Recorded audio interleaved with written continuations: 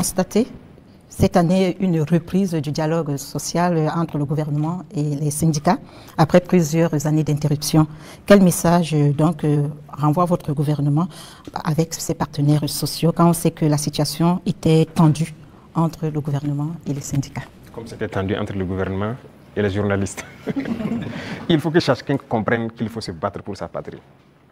Nous avons fait comprendre aux gens. Vous savez, moi j'ai parlé avec les responsables syndicaux.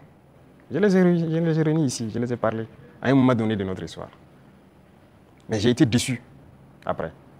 Donc je les ai dit, soit vous êtes burkinabé, vous n'êtes pas burkinabé. Donc le bras de fer s'est enclenché. Mais après on a décidé de les revoir parce qu'on suppose qu'ils ont compris le message. Et même ça, je ne vais pas mentir, quand ils sont venus, ils ont voulu encore comprendre et sortir certains comportements, les faire comprendre, ça ne marche pas. Le pays est en guerre, il faut tout faire pour le pays. Ce syndicalisme importé là, ce n'est pas du syndicalisme ça. Il y en a même qui se vantent d'avoir participé à la chute de Sankara. Et c'est eux qui ont tout commencé, ainsi de suite. Vous croyez que c'est bien ça? Les Occidentaux vous manipulent et vous continuez à agir comme eux ils veulent. Ça, ce n'est pas du syndicalisme. Un syndicaliste se bat pour les intérêts des travailleurs. Mais la plupart du temps, ce que les responsables même veulent, c'est venir manger avec le pouvoir. Et les gens se taisent. Non. Écoutez, nous, on a beaucoup de dossiers sur beaucoup de personnes, pas seulement les syndicalistes. Hein. Dans la société, on a beaucoup de dossiers. Les gens qui nous ont approchés au début, qui ont voulu des avantages, qui ont voulu quoi, qu'on a refusé, qui se retournent, qui sortent, qui parlent.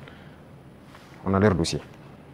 Donc, syndicalisme sain, il y a beaucoup d'actes que l'on a posés.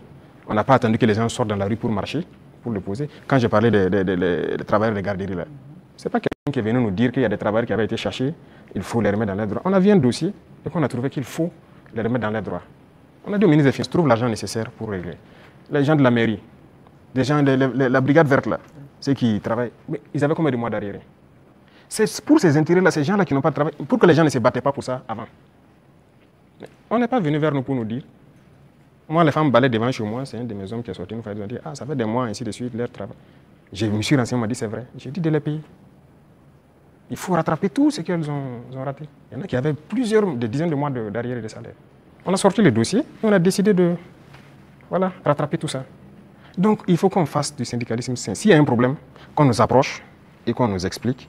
Si on peut résoudre, on vous dira on peut le faire. Si on ne peut pas, on vous dit bon, pour l'instant on ne peut pas, mais on pourra le faire dans tant de temps. Mais il y a un problème, on rassemble les médias, on parle comme on veut. Ah, j'espère qu'ils trouveront la solution avec vous. Sinon, si après ça, vous ne venez plus vers nous. Moi, je veux qu'on travaille en africain. Quand il y a un problème dans la maison, on s'assoit, on parle.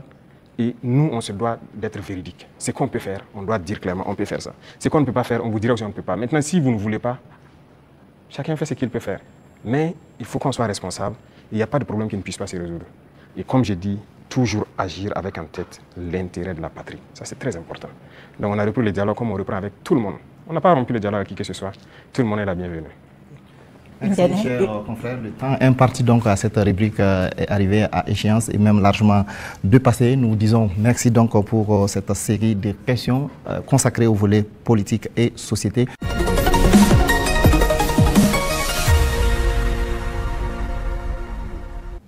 Monsieur le Président, les préoccupations relatives à l'économie et au développement sont portées par Soumaïla Rabo de Savane Média et Jean-Marie Toé des éditions Citoyens. Bonsoir, chers confrères. Vous disposez également de 20 minutes pour vous adresser au chef de l'État. Bonsoir, Monsieur Sayon. Monsieur le Président, malgré la crise sécuritaire et la conjoncture internationale, l'économie burkinabé se porte bien, avec 1,5 de progrès sur le taux de croissance économique en 2024. On sait que l'amélioration de la situation sécuritaire y est pour beaucoup, mais aussi l'agriculture et le secteur des services. Qu'est-ce qui est fait par le gouvernement dans l'immédiat pour permettre à l'économie nationale de continuer sur cette lancée? D'accord, merci. Je vois que ce sont des chiffres macroéconomiques. Et nous sommes au courant et on fait le point constamment avec le ministre des Finances. Il y a des efforts qui sont faits. C'est vrai qu'il y a des zones qui ont été sécurisées qui nous permettent de produire. Et donc la production agricole a beaucoup grimpé, ce qui permet une transformation au niveau des petites unités que nous avons, mais aussi de l'exportation pour les excédents de certains produits. Donc ça contribue beaucoup à la balance commerciale. Il y a aussi la question même de l'exploitation minière. Donc il y a un certain nombre de mines qui avaient arrêté l'exploitation, si vous vous souvenez, d'autres en 2020, d'autres en 2018 même, mais qui ont repris aussi. Et tout ça, ça contribue donc à cette croissance-là. Et nous poursuivons dans ce sens. Et actuellement, si vous voyez par exemple le secteur minier, la tendance du gouvernement, c'est d'exploiter notre or nous-mêmes. Donc il y a des mines qu'on vient de reprendre le contrôle, et on continuera à reprendre le contrôle petit à petit, ou à co-exploiter avec les sociétés qui sont déjà là. Parce que la règle, c'était quoi? Quelqu'un vient, il prend le permis, il l'exploite, 10% au gouvernement, et le reste, c'est pour lui. Et d'ailleurs, 10%, on n'a pas de contrôle. Donc tout ça, actuellement, on est en train de reprendre le contrôle vraiment pour s'assurer qu'est-ce qu'il sort de notre sous-sol et prendre aussi une part importante.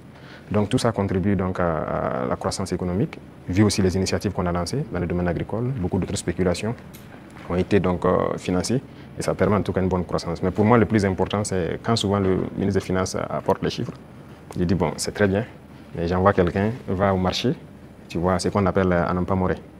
Ça coûte combien une boîte de maïs, ça coûte combien une boîte de mil, et va aussi dans tel, je prends les informations, si le coût a baissé, on sait qu'il y a un impact sur la population, c'est ça qui est le plus important. Donc ce travail, on le fait constamment et les services de renseignement même sont mis à contribution pour qu'on ne dise pas un chiffre macroéconomique qui a une croissance de voilà, 1,5, mais qu'il n'y ait pas d'impact au niveau donc, des couches vulnérables surtout. Donc on continuera cette progression s'il plaît à Dieu. Monsieur le Président, si la volonté c'est de soulager davantage le panier de la ménagère et améliorer le pouvoir d'achat du consommateur, peut-être qu'il faut regarder du côté de la SONABI, la Société nationale burkinabé d'hydrocarbures, que vous avez trouvé déficitaire en fin 2022 et qui est aujourd'hui pratiquement surliquide, parce que c'est la championne des sociétés d'État. C'est la moitié des bénéfices de 2024 réalisés par les sociétés d'État. Est-ce qu'il ne faut pas maintenant diminuer le prix du carburant? D'accord, merci. Je pense que c'est une question que les gens peuvent se poser. C'est très bien, on a fait des progrès, mais quand est-ce qu'on a équilibré et qu'on a commencé à avoir des bénéfices? Qu'est-ce qu'on a fait? Ça, c'est très important à comprendre. Et l'autre chose, c'est que est-ce que ces bénéfices ne participent pas à quelque chose d'autre au profit donc, des populations? Je prends un exemple. On est en train de créer des brigades de construction des routes au niveau de chaque région. Vous voyez notre réseau routier? Déjà, ce qui est existant est dégradé, même la RN1. Si vous quittez ici jusqu'à surtout la zone de Kokologo et tout ça, c'est carrément dégradé. Ça veut dire qu'on a un besoin important d'investissement donc, dans le secteur des infrastructures routières. Et la SONABI doit participer beaucoup. Je viens de leur confier cette nouvelle mission parce que le carburant qui va ravitailler les différentes brigades, même le bitume et tout ça, la SONABI va devoir s'en charger. Si on baisse, le rythme va baisser. Mais vous voulez qu'on aille vite ou pas? Et il y a aussi une question de, je dirais pas de comparaison. Vous voyez, le carburant se retrouve moins cher au Burkina que certains pays côtiers. Nous, on part chercher le carburant là-bas, on fait le transport jusqu'au Burkina, mais c'est moins cher par rapport à ces pays. Vous pouvez expliquer ça? Si on doit monter à leur niveau, on fera beaucoup de marge. Et là même, je peux vous dire qu'on pourra bitumer beaucoup plus de routes qu'on le pense. Mais on garde toujours comme ça parce qu'on veut aller vite. Aujourd'hui, vraiment, il faut remercier le peuple et les amis du Burkina Faso. Beaucoup de gens contribuent par exemple de la façon, mais bon, pour embellir les villes, pour faire les routes et tout ça. Mais à un moment donné, le gouvernement aussi, d'abord, a commencé par financer, mais on va devoir financer pour que le rythme continue. Donc c'est une symbiose entre nous et le peuple. Et je pense que s'ils comprennent l'effort qu'on fait, là où leur argent part, les gens doivent comprendre que bon, on peut rester sur cette ligne. Quand on atteindra un objectif donné, on va pouvoir baisser, ça c'est logique. Personne ne va être riche et vouloir que ses enfants vivent dans la misère, si je peux dire ainsi. Donc les richesses seront partagées, mais nous avons du retard et on doit rattraper le retard. Tout de suite, par exemple, je vous disais qu'on ne peut pas continuer à payer l'équipement militaire, il faut qu'on produise. Et pour produire, vous avez besoin de construire des usines. Vous n'irez pas quelque part demander un prêt pour construire une usine de ce genre. Non, personne ne va vous donner ça. Même les équipements qui constituent même l'usine, personne même ne va vous vendre. Donc ça, c'est à l'interne. Il y a beaucoup de choses qu'on fait. On ne vous donnera pas de prêt pour ça. Et regardez tous ces équipements de façon merveilleuse, quoi. C'est combien de milliards? Ce n'est pas le prêt de quelqu'un. C'est l'argent du contribuable. Donc ce sont des choses, nous-mêmes, on a souhaité pour aller vite. Vous croyez que si j'avais un prêt de 200 milliards en 2023, moi, j'équipais tout le Burkina Faso en 2023? Mais personne ne veut vous donner des prêts sur ce volet-là. Donc finalement, c'est l'argent du peuple qui équipe le peuple. Donc il y a beaucoup de domaines, on le fait nous-mêmes. Et donc ça a besoin d'un minimum de sacrifices. Quand on va atteindre le niveau, ne soyez pas surpris. Dès qu'on se sentira que voilà, on peut le faire, on va le faire. Alors, Excellence, dans le secteur des infrastructures, avec l'ONBA, Faso Mebo, tout comme dans les industries avec Faso Kosam, les usines de tomates, la SM Sosiko, les mines, l'État est de plus en plus présent. Est-ce que l'État n'est pas en train de se substituer au privé? Ah, ça c'est une très bonne question. Alors, il faut faire un choix. Ça, c'est une chose. Et l'autre chose, il ne faut pas voir ça comme ça. Le privé a toujours des domaines d'activité. Mais il faut avoir cette capacité de s'adapter. Il y a des choses qui doivent revenir à l'État. Mais c'était donné au privé. Pourquoi? Bon, nous, on n'a pas d'élection à financer, on n'a pas de compte à ouvrir ailleurs pour sécuriser quoi que ce soit. Ça ne nous intéresse pas tout ça. Donc, ça fait que nos rapports avec le privé sont de plus en plus sains. Chacun fait ce qu'il doit faire, paye ses impôts qu'il doit payer. Et nous les disons chaque fois de s'adapter. Quand on prend le secteur minier, moi j'ai rassemblé les opérateurs, je les ai dit, investissez dans les mines. Beaucoup n'ont pas compris. Il y a un en tout cas qui a commencé à investir. Et je pense que dernièrement, je l'ai réussi à indiquer. Ah, moi je l'ai ouvert les yeux, qu'il ne savait pas qu'il y avait l'argent là-bas. Pour lui, c'est l'import-export. Il dit l'import-export, vous ne faites que sortir nos devises. Et le peuple ne travaille pas. Ça, c'est un exemple. Donc, il est en train de se muter un peu. Moi, les ministres de l'Agriculture, vous vous souvenez, il a fait des sessions à Bobo, il a rassemblé les opérateurs économiques quand on voulait lancer les bagripoles et tout ça, la relance de l'activité, l'offensive. Mais je peux vous dire aujourd'hui, personne n'a investi. J'ai dit d'accord, j'ai fait faire le point de bilan de l'offensive, puisque nous sommes en 2025, au ministre, et la part que le privé devait prendre pour investir dans nos pôles de croissance, je lui ai demandé quels sont les privés qui ont pu investir dans la terre et tout ça. Il dit personne. C'est ceux qui étaient déjà dedans, les producteurs de semences, ces trucs, qu'on a d'ailleurs encouragé, les coopératives, ceux qui ont continué. Mais les grands opérateurs, je lui ai dit, oui, il ne faut personne. Il dit d'accord, très bien. Ne soyez pas surpris que demain je dise, personne ne prendra de l'argent pour amener à l'extérieur pour payer du riz venir. Vous investissez pour cultiver le riz.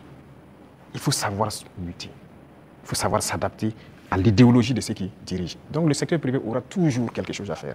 Mais il faut s'adapter au contexte. Parce que si on laisse tout aux mains du privé, il n'y aura pas de pays. C'est ce qui était déjà là.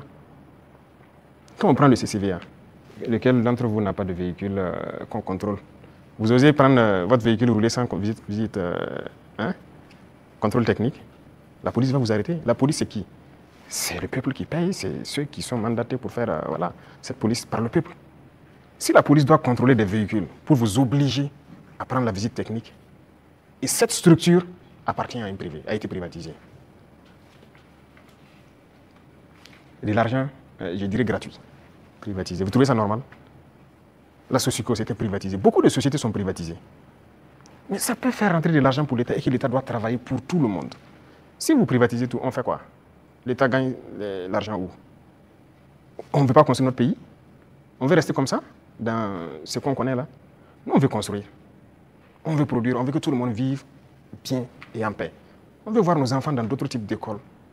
On veut que notre pays se développe. Et pour ça, l'État doit être responsable et prendre ses responsabilités dans certains domaines.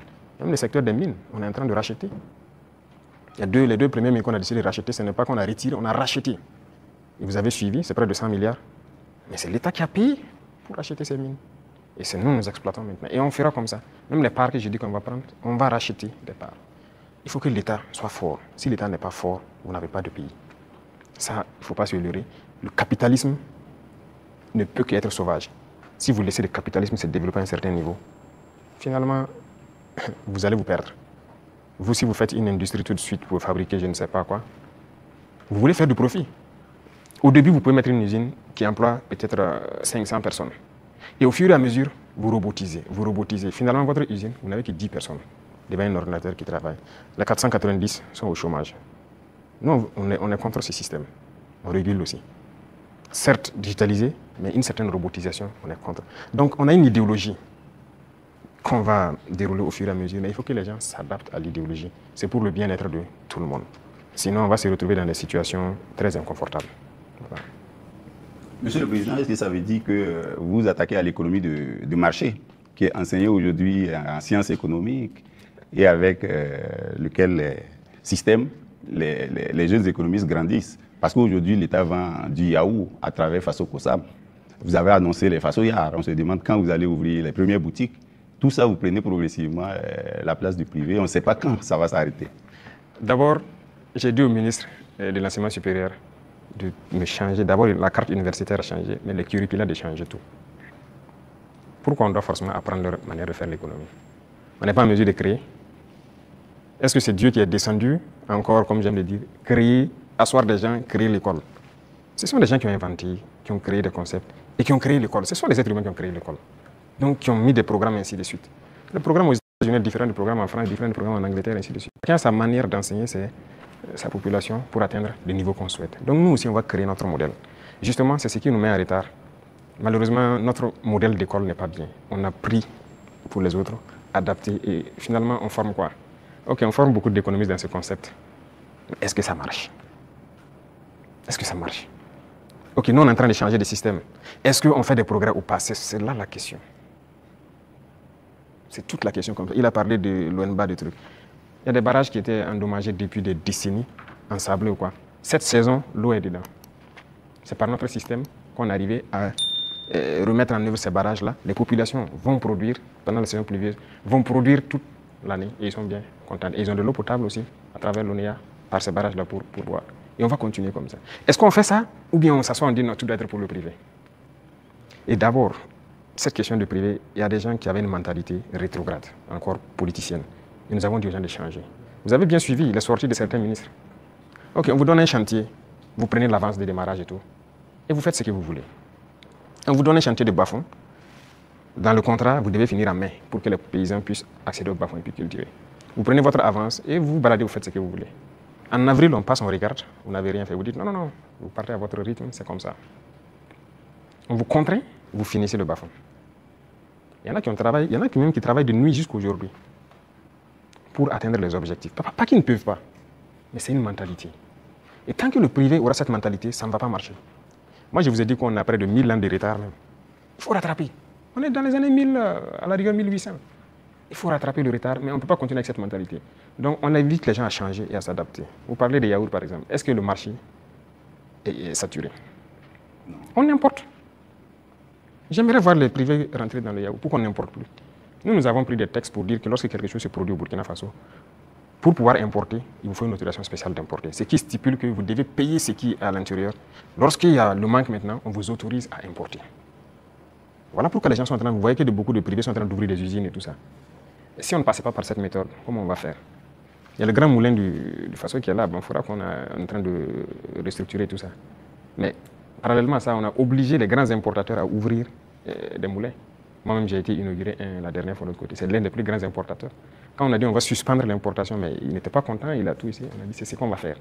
Soit vous adaptez, ou bien l'État va prendre en compte. Mais ils le font. Mais est-ce qu'on arrive à satisfaire? Il y a la place. On a de la population, on a un grand marché, un marché immense, au Burkina et en Afrique. Mais les gens n'ont qu'à s'adapter, produire. Donc il y aura toujours de la place. Ne pensez pas que forcément on a pris la place du privé, non. Il y a la place. Vous avez oublié les façonniers. Si, c'est nécessaire pour réguler. Parce qu'il y a cette mentalité de toujours entraîner la spéculation de certaines personnes. Non, c'est dangereux. Dernièrement, vous avez suivi le cas des motos. Malheureusement, c'est quand il y a eu la situation, on s'est rendu compte que ce n'était même pas un marché régulé. Donc rapidement, on a dû voir comment on peut réguler ce marché pour que l'importation soit suivie. Comment quelqu'un part importer des motos et il vous dit qu'il n'a pas de facture d'achat? Puisque le ministère a besoin de la facture d'achat pour voir tout ce que vous avez payé comme douane et quoi, et vous fixez une marge à ne pas dépasser. Il dit qu'il n'a pas de facture. Donc il part payer, il vient, il fixe le prix qu'il veut et il revend aux populations. Donc lui, il s'enrichit. Et les autres s'appauvrissent. Et généralement, quand les gens s'enrichissent, qu'est-ce qu'ils font? S'ils buvaient la braquina ici, ils ne boivent plus la braquina, c'est le champagne qu'ils cherchent. C'est l'argent qui sort. S'ils roulaient sur peut-être, je dirais, une petite cylindrée, ils cherchent maintenant une V8. Le carburant qui est subventionné par l'État, c'est ça, c'est l'argent qui sort. Donc il faut qu'on réfléchisse à l'économie. Qu'est-ce qu'on fait? Il ne faut pas laisser sortir des devises. Vous dites que vous voulez la monnaie et vous voulez continuer pour qu'on se comporte comme ça. On ne peut pas se comporter comme ça. Voilà pourquoi l'État est en train de reprendre le contrôle. Si demain, les gens s'entendent, on nous a fait des chantages. Hein. Quand on a essayé de régler un peu à la douane, il y en a qui nous ont dit que si on fait comme ça, il y aura pénurie de riz. Je dis, ok, faites la pénurie de riz, vous verrez ce que nous on va faire. Et si demain des gens veulent s'entendre pour faire pénurie de riz, c'est nécessaire que l'État prenne en compte l'importation de riz. On n'est pas à tout. Il faut que les gens changent de mentalité, allez doucement, cherchez votre intérêt aussi petit soit-il, mais permettez aux autres Burkinabés de vivre et de ne pas les appauvrir. Monsieur le Président, on vous a vu à Lumbila auprès des femmes agricultrices, les accompagner, les soutenir. Mais au-delà de ça, qu'est-ce que vous faites pour donner davantage d'opportunités de gagner des revenus aux femmes du Burkina qui alimentent la petite économie dans les quartiers, dans les villages? Oui. Très bien. Et ça, c'est l'un des points les plus importants. Et j'ai dit même au ministère de l'Action humanitaire qui s'occupe des questions des femmes, de recentrer l'action, au lieu qu'on soit dans l'assistanat, de recentrer l'action sur la création d'emplois et des petites entreprises. Les femmes ont des qualités. Regardez la transformation à petite échelle de nos produits de consommation. Les femmes peuvent le faire très bien. Elles sont beaucoup plus patientes que les hommes. Et elles savent bien faire certaines choses que les hommes. Il faut encourager à ce qu'elles le fassent. Moi, je suis passé à Tenkodogo le 8 mars, j'ai vu les femmes qui ont fait du couscous préfet, qui est bien pour les forces, le savon liquide qu'elles font et tout ça. J'ai donné des instructions pour qu'on paye le savon liquide de toutes ces femmes qui ont été formées et qui se débrouillent pour faire le savon liquide dans nos administrations. Parce que tout ce qui est là, c'est importé, même chez vous, dans vos bureaux. Tous les savons liquides importés, n'est-ce pas? C'est pas normal. Pendant que nos mamans fabriquent ça. Et quand j'ai dit de le faire en temps, m'a revenu que non, elles n'ont pas de structure formalisée. J'ai dit, je ne vais rien comprendre. Trouvez la formule, c'est leur savon, vous payez. Et vous amenez. C'est question d'emballage, quoi. Même si moi, vous m'amenez dans mon bureau avec les bidons recyclés des eaux de boisson, là, je vais utiliser. Ce n'est pas grave. En attendant qu'on ait ce qu'on... Pour qu'on veut le luxe, acceptons nos réalités, transformons ce dont on a besoin et consommons ça. Et on va évoluer au fur et à mesure. Une dame qui peut se transformer le savon à petite échelle, si on l'accompagne en lui donnant des marchés trucs, demain, elle peut avoir une grande entreprise qui produit et qui exporte. Voilà la mentalité qu'il faut qu'on développe. Et donc, j'ai dit au ministère là, de ne plus être là dans, vous voyez, l'action humanitaire, l'assistanat, non. Il faut recenser le problème des femmes. On a beaucoup de produits qu'on est en train de faire aujourd'hui. On peut transformer, même à petite échelle, et trouver une formule de rassembler. J'ai discuté avec des femmes à Bobo. J'ai dit, par exemple, les produits oléagineux, les femmes peuvent produire l'huile brute par coopérative. Et trouver des gens qui ont un certain niveau, qui mettent une raffinerie en place. Et leur rôle, c'est de payer les huiles brutes et les raffiner pour donner de l'huile parfaite sur le marché. Il faut qu'on aille vers ça. Mais si on s'assoit, bon, je n'ai pas la capacité de faire l'huile et puis la raffinerie coûte cher, tout le monde n'est pas obligé de faire la raffinerie. Mais on peut organiser pour que... Voilà. Donc dans plusieurs domaines, c'est ce qu'on est en train de vouloir développer et permettre aux femmes vraiment de mettre en œuvre tout ce qu'elles savent faire. Donc c'est une politique qui est enclenchée, je crois que vous allez voir les résultats. Soumaïla Rabo, Jean-Marie Toé, ce serait donc la dernière question. Merci à vous donc pour vos différentes préoccupations adressées au chef de l'État.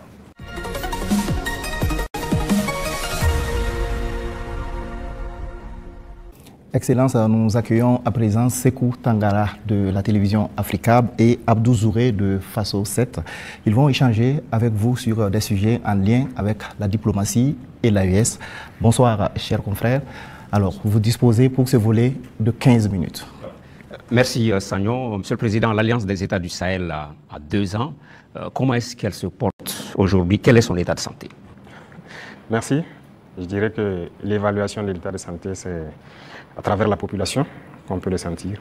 Et à travers la population, je pense qu'elle se porte bien. Parce que l'AES n'appartient pas aux dirigeants, l'AES appartient au peuple. Et les peuples ont adhéré. Ça fait que c'est exceptionnel ce qui se passe. L'AES a pu unir, rapprocher les peuples. Et c'est ça le plus important. Donc on rend grâce à Dieu. C'est un enfant de 2 ans. On a l'impression que la tête est là, les pieds aussi. Mais Monsieur le Président, on a l'impression que les bras ne sont pas encore là. On parle d'agence d'exécution, de maître d'ouvrage. Il était question de transformer l'autorité du Liptako Gourmand en agence d'exécution. À quand est-ce que les populations de l'AES pourront voir ces projets de développement, les projets structurants au bénéfice des populations? Très bien. Je pense que là, c'est une mutation qui est en cours. Ce n'est pas définitif d'abord. Il y a toujours la réflexion, parce que c'est un administrateur provisoire qui est là. Et il faut réfléchir comment on peut la rendre effective en agence d'exécution. Donc c'est une réflexion qui progresse toujours. Parce qu'il ne faut pas faire les erreurs de reconduire les mêmes institutions. Si on se calque sur les mêmes institutions qui ont échoué, ça ne va pas marcher. Et quel type de projet on veut faire pour la population? Qu'est-ce que la LG faisait et qu'est-ce que nous on veut maintenant? La routine, c'est quoi pour certaines agences d'exécution ou quoi? C'est de voir les bailleurs de fonds, réunir les financements pour des projets. Mais ça veut dire des prêts pour les populations. Est-ce que c'est ce que nous voulons? Je ne pense pas. Nous partons d'une question endogène. Et si on dit endogénéité, voilà pourquoi la banque d'investissement, si vous remarquez, le prélèvement est fait pour qu'on puisse ravitailler la banque d'investissement. Il faut que si nous voulons qu'elle fonctionne, que si elle a besoin de faire des projets dans l'espace, que la banque puisse a priori financer. Mais si c'est pour constituer une agence et repartir chez les mêmes impérialistes pour aller se mettre à prêter l'argent pour certains projets, peut-être qu'ils n'ont même pas la même vision